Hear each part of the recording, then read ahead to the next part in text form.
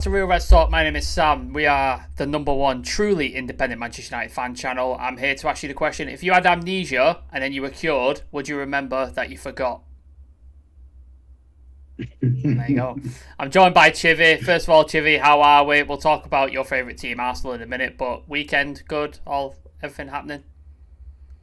Yeah. Did you see the Northern Lights? I did. You did? Yeah. I fucking missed it. Oh. I was so pissed off. Absolutely. I was so pissed because I talked about it the whole day and Yeah. I just didn't sleep. Yeah. It was weird, like, because you could sort of see it with the naked eye a little bit, but you had to get your camera out and put a long exposure on it and slow shutter. Yeah. So it was nice. I liked it. My friend of mine drove an hour outside of Manchester to get away from the light pollution to see it properly, and she said it was like gorgeous. So yeah. I had a friend who lives in Whitby, which is it's like a coastal town. Yeah. I've been there. They had like an amazing view the whole time. Wow. And I was talking to another friend of mine who's from Finland. And I said They're right next to it, for fuck's sake. Yeah. Listen. I saw him on Sunday. I was like, "Oh, did you see the Northern Lights?" And he just looked at me. He was like, "Mate, I see it every week." Like, it's like me looking at like curtains, basically. Yeah. There's nothing interesting. People like, it's the Northern Lights, and he's just like, oh yeah. See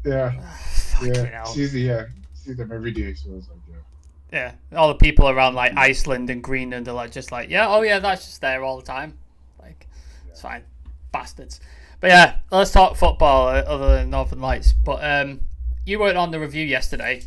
Me and Nick had a sort of say on the Arsenal game and stuff. And when we lost it, I don't want to lose to Arsenal because, like you, I hate Arsenal as much as you do. I'm like in your camp. I'd rather have City win 100 titles than Arsenal ever win again. I'm in that camp, so I get it. But it wasn't that bad. Like, it wasn't as bad as we were expecting, was it? Really? no, like we could actually walk with our heads up high. Like after the game, like it was. I was proud of them. I was really proud of them. I was happy with not happy with the performance, but they gave me something that this is what we've been wanting to see for ages, and we finally saw some kind of fight. Like if you're gonna go down, you're gonna lose. At least go out fighting. And man, kudos to Amrabat, Mainu, Ahmad. We'll probably come. We'll probably go into that later on. But like, nah, it wasn't as bad. And if we had just one centre back, the dream. And maybe either Rashford or Bruno, just one of them. I'm not even asking for everyone to come back. Just one of either Rashford or Bruno, and a centre back. And who knows? It could have been goalless, or it could have been 1-1. And I was really happy with the way we were organised. I felt like the back four had a bit of protection to a certain extent, and I was overall pleased with the way they turned up, given the circumstances. Now, I'm not saying this is how I expect us to play going forward. But like I said, given the circumstances of what we were facing, the injuries, the loss of belief, the form, I think we did ourselves proud to a certain extent. And it was something different, honestly, because if you notice, it almost like it felt like we're playing with a back three, and one of the is it Dallo inverted, didn't it? Dallo would invert. Sometimes Wan-Bissaka would invert. We played with a high line, but we didn't always get caught out the way I thought we would. So there was definitely a different approach in this. And if I had seen this 5, 6, 7 games ago, like if there was some sort of different approach, this is something I can believe in. Absolutely. It's all we've been asking for. It's all we've been asking for, isn't it? Yeah. Exactly. This is something that I can say, okay, I see what he's trying to do, and I won't be all... Mind you, I'm not Ten Hag out because of the losses. I'm Ten Hag out because of the approach to games, and there not being any sort of like, there's nothing to believe in. There's no hope. You can't see what's happening, and he refuses to change it. Yep. So this is why I've always been. It's not like I hate him and I think he's a fraud or whatever. I'm not one of them types. Support. None of that. It's just, his approach to games. I just lost all belief. But yeah, just to answer your question, I think we did well given the circumstances at the time, and I could still have a chat with a lot of people after that. Like I didn't have to duck and hide. It wasn't like an embarrassing defeat. It wasn't embarrassing. They were holding on towards the end. They were nervous. Yeah, the end. I was gonna say really nervous. I was gonna ask you, like, we'll touch on this. Wasn't planned, but I'll ask you about certain players. But Arsenal didn't look great, did they? Like they didn't look like the Arsenal that we've seen in the past couple of weeks. Like it seems like that record that they have at Old Trafford, like up until yesterday, I think they won one game at Old Trafford, like in a long time. So they looked nervous. They didn't look like the Arsenal that we've seen. Like, what do you think was happening there? What I don't get why they approached it that way. Fair play to them. I think it was a very professional performance by Arsenal, because all they had to do was just to be patient. Risk adverse, wasn't it? There was no risk involved. Very risk adverse. They didn't have to overexert themselves. I think if they needed to, they probably would have upped the tempo. Yeah. If they really needed to, but they were very, very conservative to a certain extent, and the onus was on them. So they didn't feel like they had to exert them. They weren't going to take any chances. They were going to play and it was a smart move. It was professional from them. Yeah. Once they got the lead, they were like, okay, let's just hold it, and we can contain them. And fair play to them. That was an amazing defensive display. I haven't seen that sort of organized defensive display in a very long time. They've got quality players, though, haven't they? Saliba, Gabriel, Ben White. Yeah, they're really good players. But here's the thing: you take any one of those players and put them in our team, and they'll look rubbish. Yeah, we're fucked. You understand? They'll look rubbish, but it's the way they were organized. So it's not even about the individual display. Every time, I know we're going to talk about Hojlund at some point, but every time he got the ball, he had 5, 6, 4, 5 players. Just shut him down. Immediately, and there was nothing you could do. Do you understand? So, like, that was a team. That was fair play. I was like, yo, these guys, they know what they're doing. They're not bottling it this year, are they? Like last year, they bottled it. Southampton, was it? That draw, they were losing, and then they ended up like drawing the game, and they sort of bottled it and fell apart. This time they've pushed City pretty much all the way, and like you said, professional performance against us, and kept the title race alive for now. Obviously, City play tomorrow, and then Arsenal play. Is it Wednesday? I think at the same time as us. I think we play Newcastle Wednesday. I think Arsenal play, but it might go down to the last day if Tottenham can provide. No, it's last day. They've played everything. So it's just one. It's just. They got one left. They just got. Okay. So it's going to be interesting, man. It's definitely going to be interesting. But yeah, let's touch on Ahmad, because he finally got a start. We've been asking him for it God knows how long, and I thought he looked really, really good. Some fantastic touches of the ball. His footwork was phenomenal, like intricate, like ducking past players and stuff. Possibly could have won a penalty. I think it would have been harsh if it was a penalty, but like he was involved in dangerous areas. Some great passing, some link-up play. I really enjoyed it, and then I was worrying so bad when he went down. But he's tweeted out saying he's fine. It's fine, so we're all good there. But yeah, what were your thoughts on sort of Ahmad's performance? Composure. That guy played like he didn't come in like there was no, I don't know, apprehension in the way he approached the game. He played like he belonged there. Like that was a mature performance. He was so composed. He had no fear. And this is just, I'm not even going into the technical part of it. Like he was oozing class, man. I was so impressed. And it just leaves the question, like, what was the problem the whole time? Like we've seen Anthony get chance after chance after chance after chance after chance, even forcing. Pellistri getting picked out. What was the problem? I have no idea. I don't know. I don't know. Well, I know. Well, I think I know. I think it's clear, because if we're going to rationalize this whole situation now, the only thing we can say now is preferential treatment. This is what I think it was. I think and every manager has this. He has to justify his spend on Anthony, doesn't he? Because he bought him, he spent a lot of money on him, and he has to justify his spend. Every manager has their favourites, and that's just the truth, basically. And he just favours Anthony. Is Forson Dutch? I don't know. I don't know where he's from. I'm not sure. Dutch, but I'll Google it. I'll Google it. I'll see where he's from. Because I won't be surprised if he's Dutch. I honestly won't be surprised. He's can play for both. He's English. He was born in Hammersmith, but he's got Ghanaian parents, so he can play for Ghana as well. Yeah. So I know he's Ghanaian, but I was just wondering if it was one of them. Like Fosu Mensah was Ghanaian. Oh yeah. Play for nice. He's from Hammersmith apparently. So. Hammersmith. Really? Okay. But then so this just begs the question: like, what was the problem the whole time? This is someone who could have easily changed the game. And we're talking about a player who's playing around other fringe players at the time. Mm-hmm. If we had him in with the likes of Bruno, with the likes of,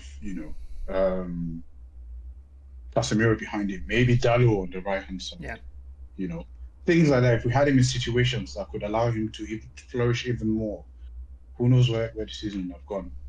Obviously, I'm not saying we would have been top 3 or anything, but I don't think it would have been this dire. So these are some of the decisions that the manager has to wear, and he has to take accountability for leaving a player like that. And everybody could see this. We're all questioning, wondering why, and he just never played.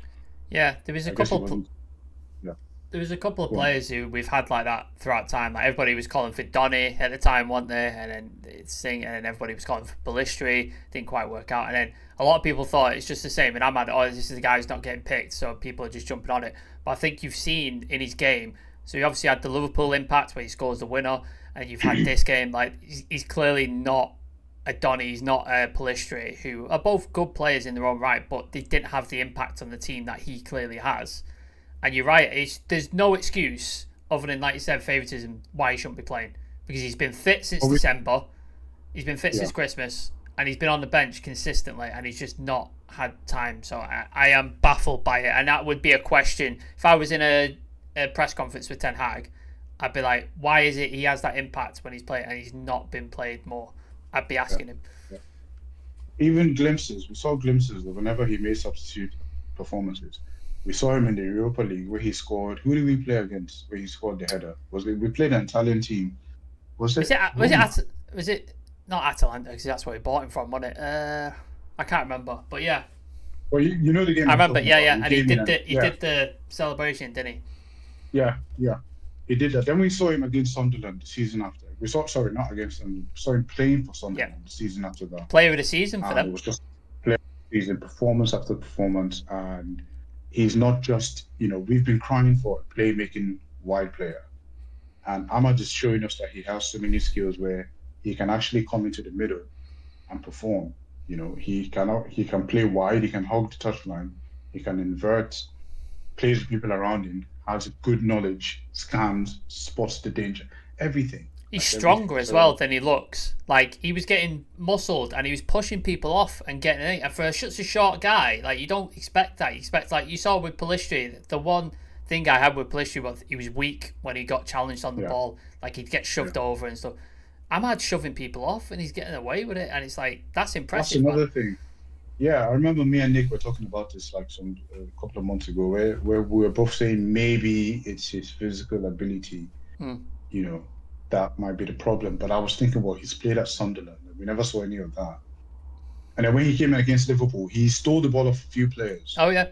Before he even scored. Yeah, so we can go on for hours talking about Ahmed and why he hasn't played.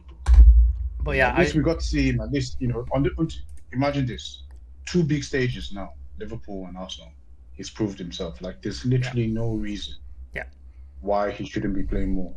Yeah, so I'm hoping now that he is fit, I hope he gets opportunities against Newcastle. I hope he gets opportunities against Brighton. And I hope he's in contention for the FA Cup final as well, because he deserves to be. So I'm hoping that's the case. But yeah, again, we could talk Ahmad all day. Shout out to the people in the chat. Dino, big congratulations on the 5k subs, guys. Well deserved. Thank you so much, mate. You're a part of it. You guys were a part of it and you've made it happen. So we appreciate it. Ronnie Dodge, evening, guys. First time Arsenal won at Old Trafford since 2006. I think it's the second time, but the other time it was during COVID, wasn't it? So it wasn't in front of fans. So right, yeah. So there, but yeah, cheers, Ronnie, appreciate it. But yeah, let's talk about briefly on the title race. Villa play Liverpool tonight. You were out, and then we played Arsenal on the Sunday. Do you think it's City still to lose? And obviously, you prefer that, right, as well? Yeah, I'd rather have. I mean, please, if there's any monks watching, please don't come for me. I don't mean it like that. I don't mean it like that. What City is to you, Arsenal is to me. Yeah. No, I'm with you on Arsenal, mate. I'm with you on Arsenal. Like, I grew up Fergie, Wenger, like that was. Yeah, exactly. The whole Fergie Wenger thing, the Keane, Vieira thing. Yeah. For me, that was, and we're fans from all across the world, so we don't all have the mark experience, but we equally share in our love for Man United. But for me, that was the opposition for me. Like but I've made. I don't want to. I'm going to sound funny saying this. I've made peace with myself now. I know that, mate. I think they're going to win it. City I think or City Arsenal? will fumble. You think it's City or tonight? Or tomorrow? Sorry, play tomorrow. City, don't know. I think City fumbles tomorrow. Really? Interesting. Yeah. Obviously, I hope not. And maybe it's just I'm just what's the word? I'm trying to prepare myself just in case it happens. Talk yourself through it, and then. Yeah. So just in case it happens, and then I'll be like, oh, yeah, I thought it was going to happen, but obviously I'll be hoping, but I don't know. It's a big one. Tottenham, like they've been a bogey team for City. Yeah. If they play, I just hope that they stick to form and play the high line. Tottenham, I hope they do that, because then that allows City to be able to exploit them. But if they come and try and obviously, like, why would they even want to win that game? Honestly, yeah, like helping the just play. I mean, if they win that, play all the kids. Just put the youth team in and nobody shits on Tottenham like Arsenal. Oh yeah, nobody does. Yeah, and then they're going to help them. Come on. Yeah, it's a bizarre situation. Let's be real. What are we talking about here? Come on, Tottenham, please. Like, let me just throw the game. Yeah. Even if you score by mistake, literally put an own goal in. Stick it on goal. Just. Do not be the ones because they will never. Honestly, Arsenal will never let them rest. Oh no! If they win City and help Arsenal win, it's never ending, is it? It's just never going to end that shit. I like Tottenham. I really like them. I feel bad whenever people call them butlers, because to be fair, like they've never really been that top team. They've actually managed to carry themselves up to to be among the top 6. They've never had like a big sugar daddy or anything. They've always had to fight and do it the right way. And then people call them butlers. It's not, you don't bottle the final if you're the underdog. Yeah, it's 50-50, isn't it? It's 50-50. Like you either win or you lose. Yeah. Like that's. Yeah, if you're the underdog, how the hell do you bottle the final? Do you understand? So it's like I don't get it. They lost against Liverpool and they call them butlers. Like, yeah. It doesn't make any sense. It's bizarre. I like Spurs as well. I like Ange. There's a couple of players in Spurs that I really like. But yeah, it's a bizarre situation. But anyway, we'll move on to the big topic on the table and in the thumbnail. A certain journalist who I don't want to name, but he rhymes with smut burst. He's got a reputation for spouting toxic nonsense especially after United lose, and he's done something today. Tweeted out, some United players are hesitant about playing the ball to Hojlund amid his struggling form, and then he goes into about they doubt his goal scoring ability and blah blah blah. First of all, Jimmy, this guy loves a bit of toxicity, doesn't he? Like, he's ridiculous every single time it happens. We've been through it so many times. And if you look at the replies to that tweet, it's 100% negative. From big accounts like Goldbridge, even Goldbridge is condemning it. Smaller accounts, everybody's just negative on it. It's absolutely ridiculous. Why do you think certain journalists do this? And we'll touch on the Hojlund issue as a whole, but why do you think certain journalists just like to sort of stick this toxic stuff out straight after a game and pick on individual players? For the very same reason that you just mentioned now, just to get people riled up. It's all impressions. Yeah. It's all impressions. Both of us are in the industry, in the digital marketing industry, so we know what impressions mean. When he looks at analytics, he takes it back to whoever. Does he work for the Mail? M.E.N. I don't know who he works for. Manchester Evening News. Well, exactly. So, yeah, it's just, say out something very incendiary and get people riled up and get a lot of reactions. It doesn't matter if it's negative or positive. It's a reaction on his page or whatever it is, and then he gets to say, "Oh, I made this such and such impressions, within how many, and yeah, it all counts towards what he does. And you sell papers, you sell stories. Now we know his name. Now a lot of people who didn't know him know who he is. It's just that's what they do it for. It's just to antagonize people. It's there's no more credibility in journalism, No. sports journalism anymore. Absolutely none. Hardly any credible journalists out there. Even that's why I like the people like the Athletic and stuff like that. Like at least those are sort of people that you can relate with. But people like this is just I struggle to say this word. Sensationalism, is it? Sensationalism. Is that a word? Yeah. Sensationalism's a word. Yeah. Yeah. So that's why they do that. But you guys know my stance on. I never believe anything I read. Hardly ever, especially when it comes to Man United. Yeah. Whenever you guys tweet, put stuff in the chat, I'm always like, guys, come on. Do you remember the scene in Training Day? Have you seen Training Day with Denzel Washington with the newspaper and he's reading it? Yeah, it's like this thing is 90% bullshit, but I read it because it entertains me. I don't read it because it's true. It's just that's how you need to approach football journalism. It's just 90% bollocks. Yeah. Just pulls them down. Like, yeah. But yeah, that's what you got to take it as. So unless it comes from like someone like an Ornstein or someone with authority, it's just kind of you got to take it in. But it's just so often, isn't it? Every time United lose, he must be rubbing his hands and just going, I can't fucking wait for this. He's just got something ready to drop. It's ridiculous. I think people get into it after a while. Like will understand after a while and stop paying him any attention. Yeah, this is what happened. Yeah. But it's a loss. Emotions are high. No matter how much you try not to react to certain things, you have to react sometimes. Because you care. Because you care. Yeah. So I'm big up to all the. I don't know. You said some big accounts were like shutting down. So yeah, big up to them. Absolutely. But yeah, let's touch on what he highlighted the issue as. So if we look at like Rasmus Hojlund, he's suffered quite a bit this season from what I would say is lack of service. So if you look at his style of play, like when he was at Atalanta, his ability to be like his speed, his quickness, he made intelligent runs behind the defensive line, balls in behind. That suggests to me that he's not the problem for United. Like everybody's blaming him because he's not scoring. His style of play doesn't match up with the wings that we have, and I think it's his teammates that are hindering his goal scoring ability rather than his own shortcomings. Would you agree with that? Yeah, to a certain extent, but I also agree that the way we attack also doesn't really favor him or work towards him. So, typical example would be yesterday when we were attacking Arsenal. You'd have a player on the wing, on either wing, and Rasmus Hojlund is going through the middle, and it's just a sea of green. All the Arsenal jerseys, literally around him. So maybe he has to, there's a lot of things involved here. Maybe he has to drop back, more.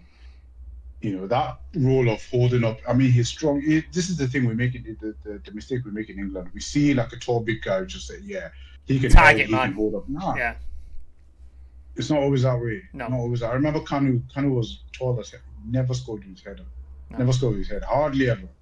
So it's like it's one of them ones where I think it's just the way we play that doesn't really favor him that much. He needs people around him, and we're always miles apart from each other. Whenever you see a team like Arsenal play, you see Villa play, all their players are around.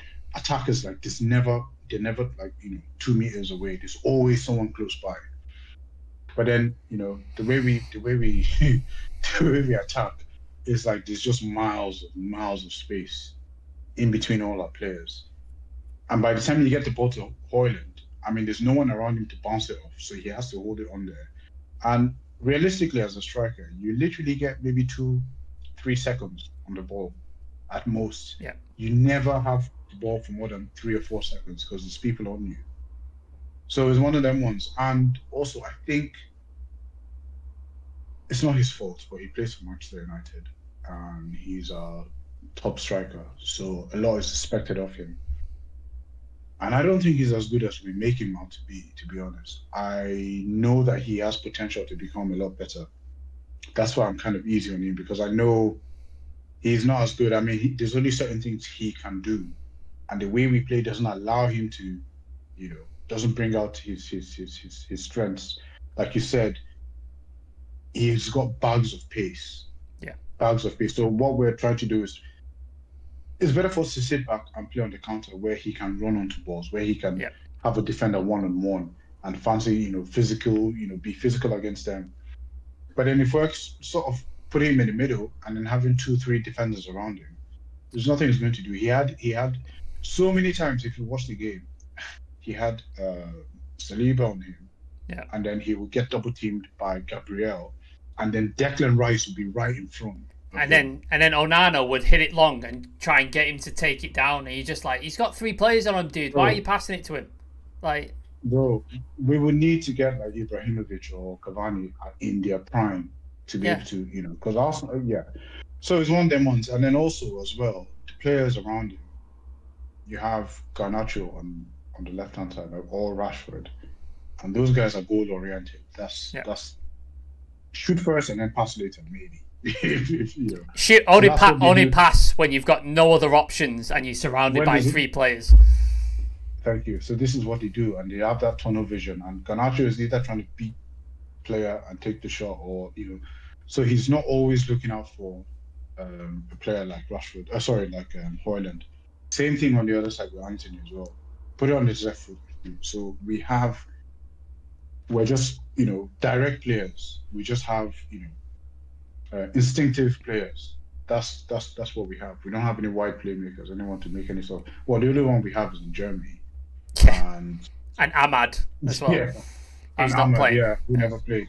So it's a combination of things. I think it's a bit unfair to just make a statement like that, saying they don't want to pass the ball to him. Like, I wonder who said that. Yeah, I don't think if it's true. Like, I don't even know. Nobody said that. No, absolutely no.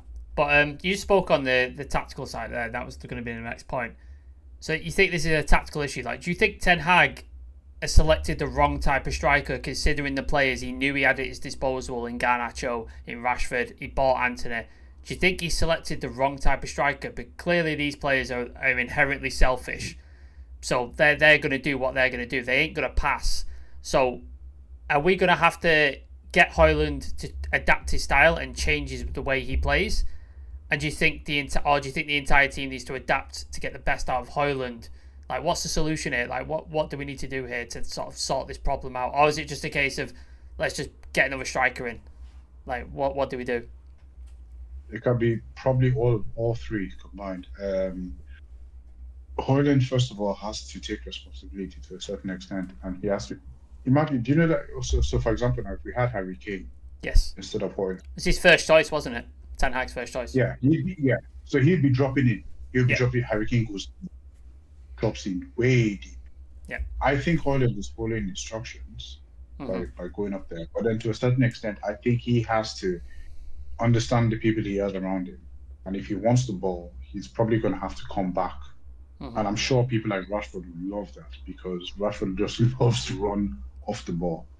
Now, it could be that, it could be, but for me, and I've been saying this the whole time, I'm sure you're probably tired of hearing it, I think it's the style of play. Yeah. I think the style of play doesn't favor him. And I'm not one of those people that believes that we should kind of have a style of play to suit a certain player. I think the style of play we should play as a team. It's as a unit, isn't it? It's together. As a unit, regardless of who is in whatever position, the system still works. We can't have the system rely on one person. The system has to work for everyone. Even if it's a different profile of player, it's a system that allows, whenever that other profile comes in, it changes to sort of suit that player. So Arsenal can play with whoever they had up front, and then Havertz, bring in Jesus. Yeah, Jesus and Havertz are 2 different players. But then they can bring in another player and it still works. Liverpool the same. They can put Jota in there, Liverpool Diaz, Salah, whoever. Doesn't matter. What's the other kid? Cody Gakpo. Yeah. So it's Erling Haaland is an amazing player, for Manchester City. He's injured half the time. Does it bother them? No. No. Julian Alvarez put them in. Alvarez comes in and he's a completely different profile of player to Erling Haaland. So it's all about having a system that works for everyone. Yep. And having a style of play that gets the best out of your players. But this style of play does not get the best out of our players, especially a young.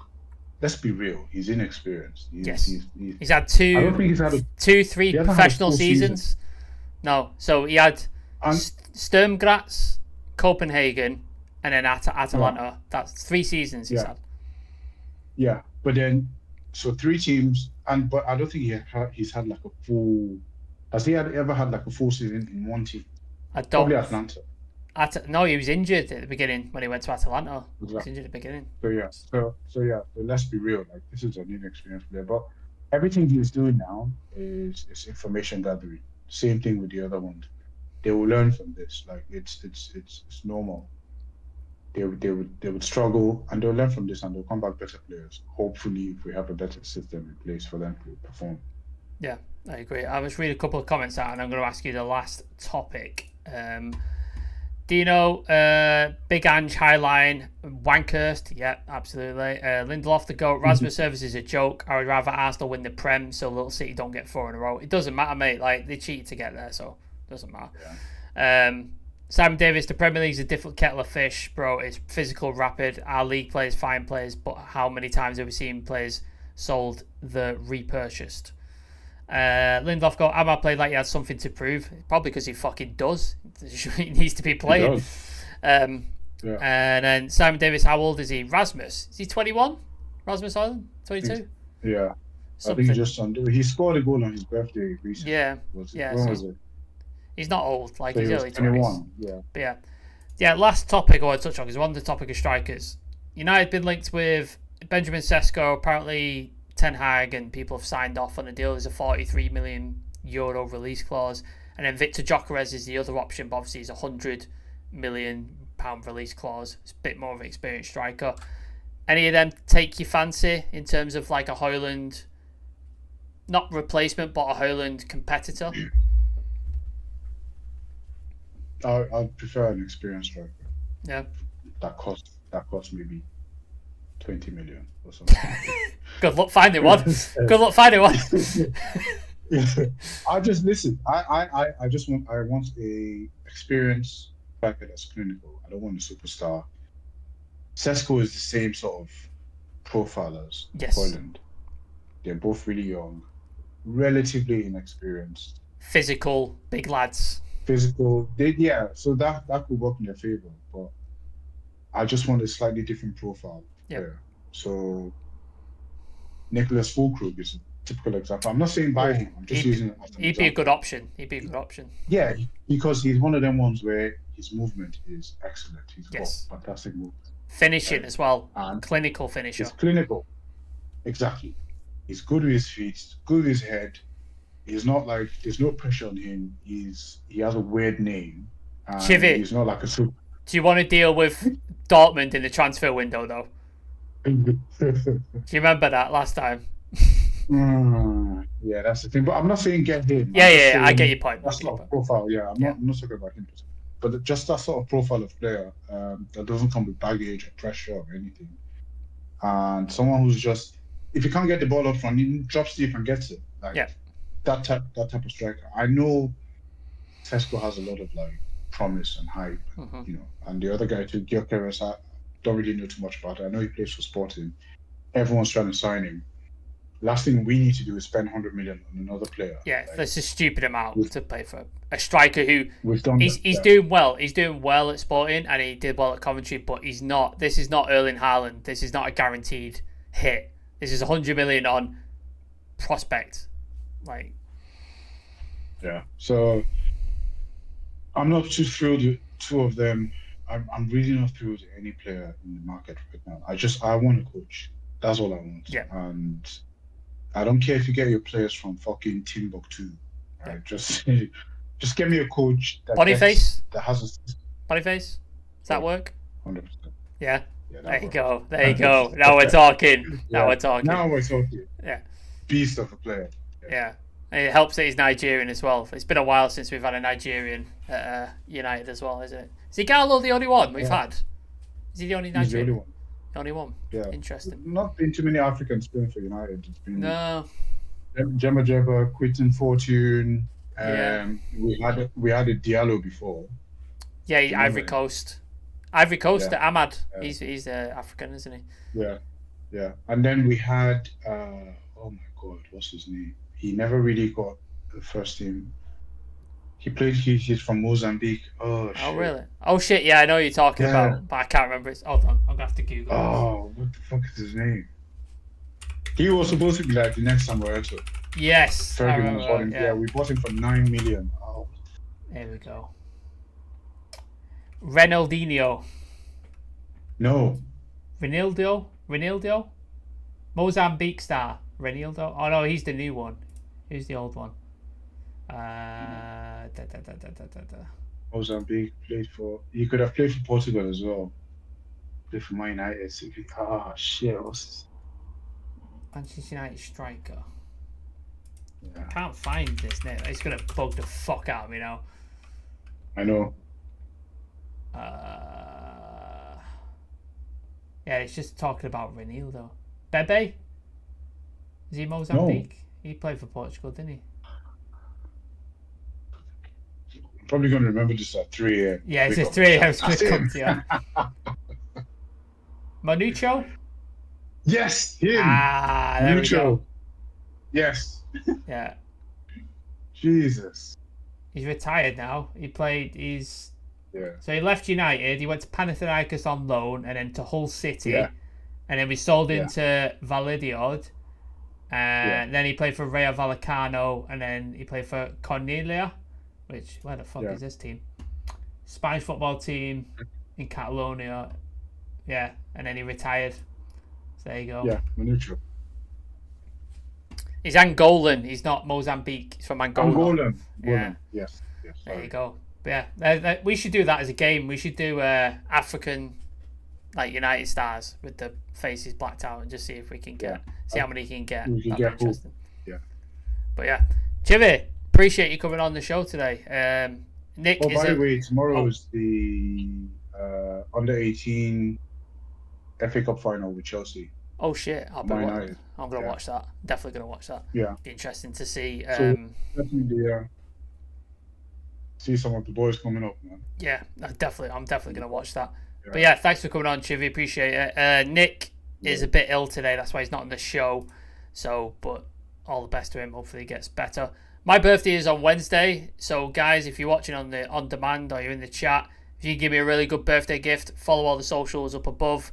We're like a couple hundred away from 3K on Instagram. TikTok's going mental.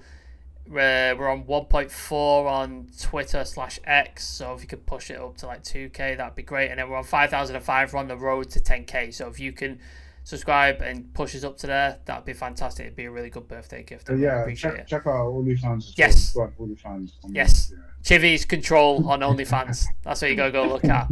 Interesting stuff on there. But yeah, there'll be a new show tomorrow. So check that out. There'll probably be a show in the evening as well.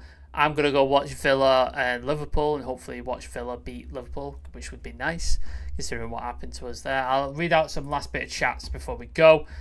Simon Davis, deal with the stadium first. My mate was right underneath that avalanche. Yeah, that was the fucking state of affairs, that wasn't it? The fucking flood. The fourth highest waterfall in England. Yeah, yeah. Theatre of streams, mate. Theatre of streams. Simon Davis, mark my words, he will come good. I think he's talking about Hojlund, but United are the team. United the team to bring best out of him. There you go. Gyökeres is €100 million, about £85 million. OnlyFans jokes from Sam, classic Real Reds. I mean, Chivi brings it up every time, so it's his joke. It's his joke, man. I'm not taking credit for it. But yeah, thank you everybody in the chat. Thank you everyone on demand. We appreciate it. Subscribe, all the good stuff, and me and Chivi will see you soon. Peace.